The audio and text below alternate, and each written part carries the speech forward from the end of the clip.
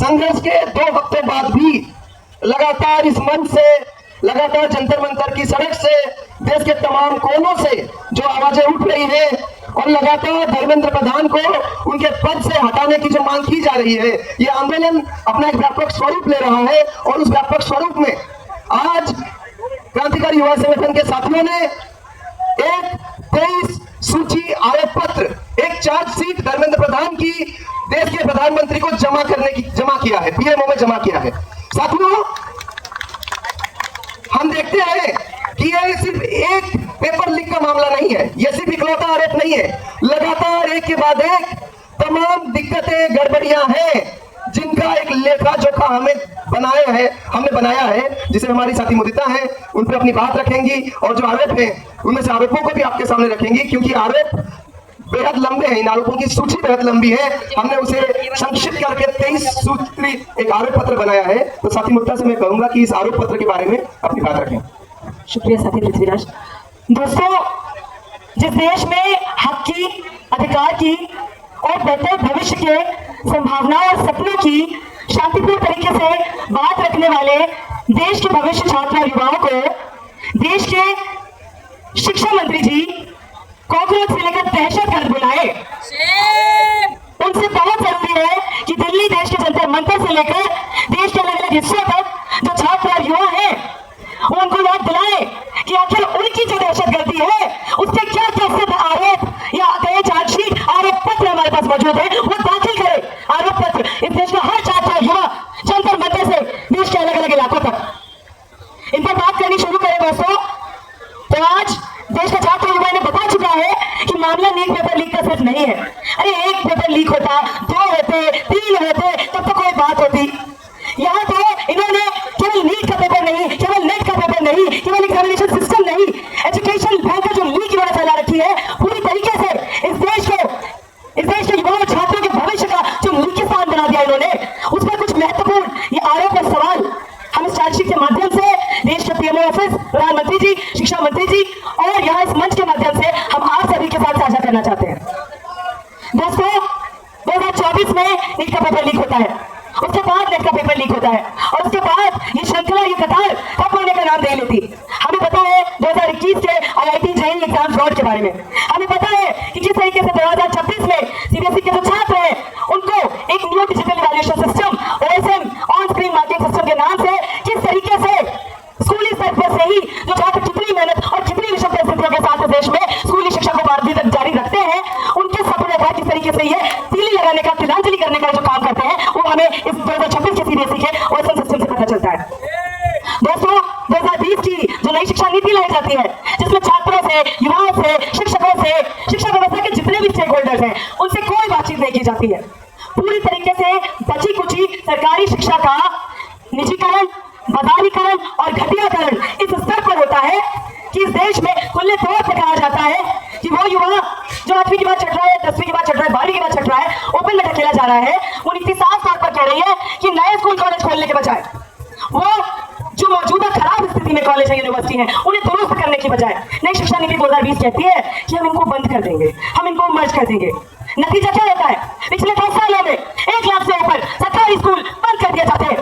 इस देश का गरीब बच्चा, बहुत सारे लोग खुद को गरीब नहीं कहना चाहते, महसूस भले ही करते हो, लेकिन इस देश के बहुसंख्यक जनता, इस देश के बहुसंख्यक युवा जो सरकारी स्कूल में भी स्ट्रगल कर रहे हैं, ढकेले जा रहे हैं, ये जो 1 लाख स्कूल बंद हुए। और एक और महत्वपूर्ण डेटा, 2014 में जो छात्र क्लास 1 में एनरोल होते हैं उसके 10 साल बाद उसका केवल 50% ही अपनी पढ़ाई जारी रख पाता है। तो ये इस 12 करोड़ छात्र जो इन वर्षों में इस शिक्षा तंत्र से धकेल दिए गए, उन 12 करोड़ छात्रों का हिसाब शिक्षा मंत्री कब देंगे? ये सवाल यहाँ से आज हमें पूछने की जरूरत है। दोस्तों, ये इतनी बात तक सीमित नहीं है हमारी नई शिक्षा नीति 2020। वो कहती है कि अब हमारी यूनिवर्सिटीज को जो यूजीसी से ग्रांट मिला करती थी, उस ग्रांट की जगह अब हमारी यूनिवर्सिटीज को लोन लेना पड़ता है हायर एजुकेशन फंडिंग एजेंसी से। लोन इस तरह कि आप समझिए हमारे देश में दिल्ली यूनिवर्सिटी जो है, सेंट्रल यूनिवर्सिटी, और जो स्टेट यूनिवर्सिटीज हैं उनमें कितनी डिस्पैरिटी है, स्टेट यूनिवर्सिटीज की हालत कितनी खराब है, ये बात किसी से छुपी हुई नहीं थी। और ये नीति आकर खुले आम हमें बताती है कि आपके कॉलेज और यूनिवर्सिटी की रैंक जितनी कम होगी उतना कम आपको ग्रांट नहीं मिलेगी, उतना कम मिलेगा हिफा से, और उतनी ही ज्यादा उस जगह के जो छात्र हैं उनकी उसी हिसाब से चक्रवृद्धि दरों पर उनकी फीस बढ़ रही है। इस देश में बड़े शर्म की बात है दोस्तों, पिछले 3-4 सालों में पब्लिक यूनिवर्सिटी, सरकारी यूनिवर्सिटीज के अलग अलग कोर्सेज की जो फीस बढ़ी है, दिल्ली विश्वविद्यालय में आप देखिए ओपन लर्निंग के स्टूडेंट्स की 300-400% फीस की वृद्धि होती है। तो दोस्तों, हम सभी जानते हैं इसी साल फरवरी में एआई समिट होती है। अगला आरोप गलगोटिया यूनिवर्सिटी की जो कंट्रोवर्सी थी। हमारे देश में आईआईटीज और बाकी जो इलाके हैं, बाकी जो यूनिवर्सिटीज हैं, वहां पर जो छात्र मेहनत कर रहे हैं, अलग अलग साइंस के क्षेत्र में जो पहलकदमी कर रहे हैं, वो कम पड़ गई थी कि हमारे देश के छात्रों युवाओं का नमूना बनाते हुए एक गलगोटिया यूनिवर्सिटी का एक कुत्ता पेश किया जाता है। आपको याद है कि नहीं याद है? याद है कि नहीं याद है कि मेड इन चाइना के सामान पर आप यहाँ की पेशकश लगाकर आपने जो दुनिया भर में हमारी थूथू कराने का काम किया है, उसका आरोप हमारे यहाँ से आपसे पूछना चाहते हैं कि उसका जवाब कौन देगा? 1 गलती, 2 गलती, 3 गलती, अरे इतनी गलती तो हमारे काम के जरिए हमारे घरों में नहीं माफ की जाती है। इस देश की जनता, इस देश का छात्र क्यों इस शिक्षा मंत्री और शिक्षा व्यवस्था की गलतियों को एक के बाद एक गलती पर माफ करता है? आगे के कुछ बिंदु रखने के लिए साथी पृथ्वीराज आपको बताएंगे। साथियों, हम देखते हैं कि जिस शिक्षा मंत्री की बात की जाती है, शिक्षा मंत्री ये कहते हैं कि हमने इस देश को विश्वगुरु बना दिया, हमने इस देश की शिक्षा व्यवस्था को दुनिया के ऊंचाइयों में पहुंचा दिया। लेकिन ये शर्म की बात है, जिस देश की टॉप यूनिवर्सिटी मानी जाती है दिल्ली यूनिवर्सिटी, उस दिल्ली यूनिवर्सिटी का जो स्ट्रेटेजिक प्लान होता है 2047 तक, जो उसका रोड मैप होता है, वो उसके द्वारा लिखा नहीं जाता। वो अफ्रीका के किसी यूनिवर्सिटी का कॉपी पेस्ट होता है, वो किसी दूसरी यूनिवर्सिटी का कॉपी पेस्ट होता है। अरे सरकार से हम पूछते हैं, प्रधान जी से हम पूछते हैं, प्रधान जी आपके राज में शिक्षा की स्थिति ऐसी हो गई है कि आप अपना विजन डॉक्यूमेंट भी खुद नहीं बना पा रहे, आप अपना विजन डॉक्यूमेंट भी अफ्रीका के किसी यूनिवर्सिटी से कॉपी पेस्ट मार रहे हैं।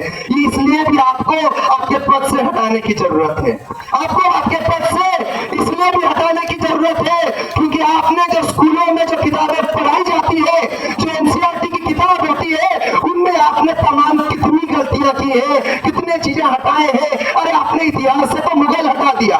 अरे मुगलों के बारे में बात हो, कोई अच्छा बोले कोई खराब बोले, उसकी जांच पड़ताल करना अलग बात है, लेकिन कम से कम पढ़ाई में तो सही। अपने इतिहास से मुगल हटा दिया, आपने पॉलिटिकल साइंस की, सोशल साइंस की किताब से संविधान का जो सेक्युलर शब्द है वो हटा दिया। अरे शर्म आनी चाहिए देश के शिक्षा मंत्री को, शर्म आनी चाहिए देश के प्रधानमंत्री को कि वो आज भी अपने शिक्षा मंत्री की पीठ पर थपा रहे हैं। साथियों, ये आरोप पत्र बहुत लंबा है। हम देखते हैं फेक यूनिवर्सिटीज की बात, हम और आप डिग्री लेते हैं। शिक्षा मंत्री के जमाने में बीते 3 सालों में हम देखते हैं कि फेक यूनिवर्सिटीज की संख्या में 60% की बढ़ोतरी हुई है। देश में आज के समय पे 23 ऐसे यूनिवर्सिटीज हैं जो फेक है, जो डिग्रियां बांट रहे हैं, और शिक्षा मंत्री के नाकों तले ये चीजें हुई हैं और शिक्षा मंत्री जी को बर्खास्त नहीं किया गया। हम देखते हैं कि किस तरीके से पॉलिटिकल अपॉइंटमेंट्स होते हैं, अपने पसंद की, अपनी विचारधारा की, वो इनकम्पिटेंट अक्षम लोगों को, जो सक्षम नहीं है इस व्यवस्था को चलाने के लिए, जो किसी खास विचारधारा से प्रेरित है, उन्हें आप अपॉइंटमेंट्स देते हैं। ये बहुत शर्मनाक है और आपको इसके लिए भी आपके पद से हटाए जाने की जरूरत है। ये सूची लंबी है, ये लंबी इसीलिए है क्योंकि हम देखते हैं कि दिल्ली यूनिवर्सिटी, वही यूनिवर्सिटी जो कभी अपना विजन डॉक्यूमेंट नहीं बना पाती, वो जब छात्रों के लिए किताब बनाती है तो उस किताब में लिखा जाता है कि देश की आजादी 1945 में हुई है। ये तो शर्म आनी चाहिए कि इस देश के एक श्रेष्ठ मानी जाने वाली, सबसे बेहतर मानी जाने वाली यूनिवर्सिटी की ओपन एंड डिस्टेंस लर्निंग की किताब में यह कहा जाता है कि देश की आजादी 1945 में हुई है। ये तो शर्मनाक है। उसी किताब में यह लिखा जाता है, विवेकानंद जो थे वो अनप्रिंसिपल्ड थे।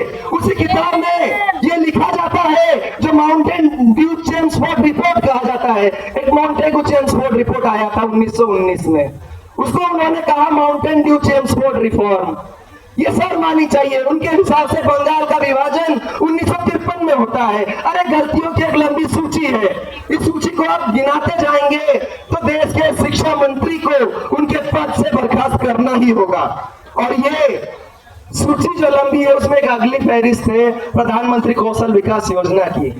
हमारे प्रधानमंत्री कहते हैं कि हमारे देश का युवा पढ़ेगा, आगे बढ़ेगा और उसे कौशल विकास दिया जाएगा और 500 रुपए दिए जाएंगे।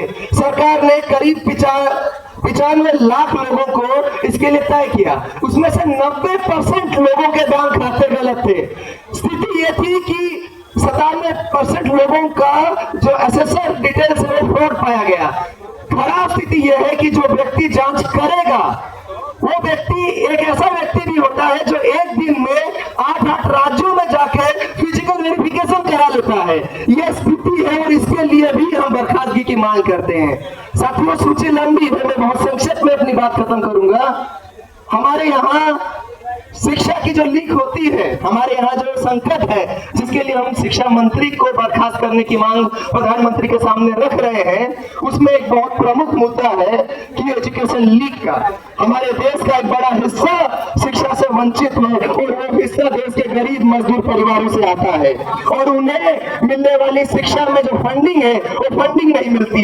हम देखते हैं कि हमारे देश में 1 लाख ऐसे स्कूल होते हैं जिन्हें बंद कर दिए जाते हैं। हम देखते हैं करीबन 2.5 करोड़ के आसपास छात्र हैं जिनका ड्रॉप आउट होता है। हम देखते हैं 1 लाख स्कूल ऐसे होते हैं जहां लड़कियों के लिए टॉयलेट नहीं होता। 1.25 लाख स्कूल ऐसे होते हैं जहां इलेक्ट्रिसिटी नहीं है। हम ये देखते हैं कि शिक्षा का स्तर इतना खराब है कि सर्वे में पाया जाता है, सरकार के सर्वे में, कि आधे बच्चे 5वीं क्लास के दूसरी क्लास का जो सिंपल गणित है वो नहीं कर पाते। ये बेहद शर्मनाक है और देश की शिक्षा को इस निचले स्तर तक पहुंचाने के लिए जो जिम्मेदार है प्रधान जी, उन्हें बर्खास्त करने की जरूरत है। और अंत में हम बस यही कहना चाहेंगे कि ये जो सूची है बहुत लंबी है, ये फहरिस्त बहुत लंबी है, ये गलतियां बहुत लंबी है और इन गलतियों को माफ नहीं किया जा सकता, क्योंकि गलतियां इक्का दुक्का हो जाए तो गलतियां होती है। ये तो सोची समझी साजिश है प्रधान जी की कि उन्होंने इस देश के युवाओं को, खास करके जो गरीब मजदूर परिवारों से आने वाले युवा है, उनको शिक्षा से वंचित रखा है, पेपर लीक के जरिए वंचित रखा है, शिक्षा व्यवस्था में एजुकेशन में जो लीक हो रहा है उसके लिए वंचित रखा है। और इसीलिए हम ये 23 आरोप पत्र जो है, 23 सूची आरोप पत्र है, चार्जशीट है, ये जनता की ओर से, जंतर मंतर से जारी करते हैं और देश की जनता से अपील करते हैं कि आप आइए, ये संघर्ष हमारा है, हम इस संघर्ष को साथ में लड़ेंगे, सभी के लिए केजी से पीजी तक समान और बराबर शिक्षा लाएंगे।